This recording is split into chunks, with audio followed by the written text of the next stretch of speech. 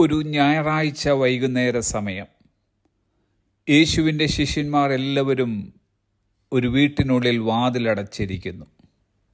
ഭയവും ആശങ്കകളും ആ ശിഷ്യന്മാരെ വല്ലാതെ അലട്ടുന്നുണ്ട്. യേശു കൊല്ലപ്പെട്ടു. ഇനി നാളെ തങ്ങളുടെ അവസ്ഥ എന്തായിരിക്കുമെന്ന് ശിഷ്യന്മാർക്ക് ഒരു എത്തും പിടിയും കിട്ടുന്നില്ല. ജീവനെ ഭയന്നുള്ള ഒരു സമയം.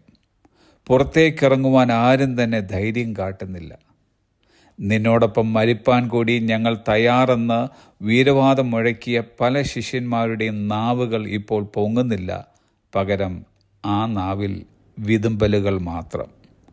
യേശു കർത്താവിനോടൊപ്പം 3.5 വർഷം ഓടി നടന്ന ശിഷ്യന്മാർക്ക് ഇപ്പോൾ നിവരെ നിൽക്കുവാൻ കഴിയുന്നില്ല. കാരണം അവരുടെ കാൽമുട്ടുകൾ ആടിക്കൊണ്ടിരിക്കുകയാണ്.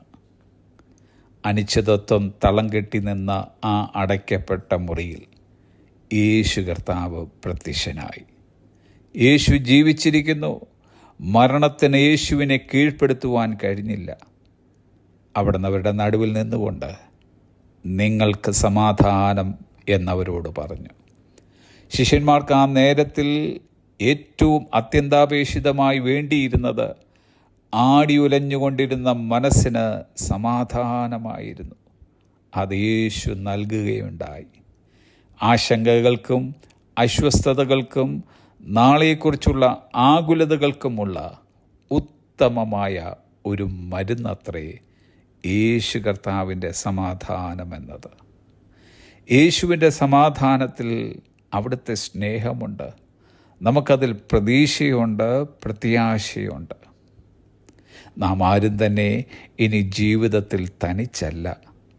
യേശുവിൻ്റെ സഖിത്വം നമ്മോടൊപ്പമുണ്ട് എന്നതിനെ ഉറപ്പിക്കുന്നതത്രേ നിങ്ങൾക്ക് സമാധാനം എന്ന അവിടുത്തെ വാക്ക്. പ്രതീക്ഷയറ്റും മനം കലങ്ങിയുമായി ഇന്നാരെങ്കിലും ആയിരിക്കുന്നുവെങ്കിൽ ദൈവത്തിൻ്റെ പരിശുദ്ധാത്മാവിന് ഇന്ന് നമുക്ക് കൈമാറുവാനുള്ള ദൂത്, നിങ്ങൾക്ക് സമാധാനം, നിങ്ങൾ സമാധാനമായിരിക്കുക, ഞാൻ എൻ്റെ സമാധാനം നിങ്ങൾക്ക് തരുന്നു. സമാധാനത്തിൻ്റെ പ്രഭുവും സമാധാനത്തിൻ്റെ ഉറവിടവുമായ യേശു കർത്താവിൻ്റെ സമാധാനം നിത്യസമാധാനമത്രേ. Have a blessed day.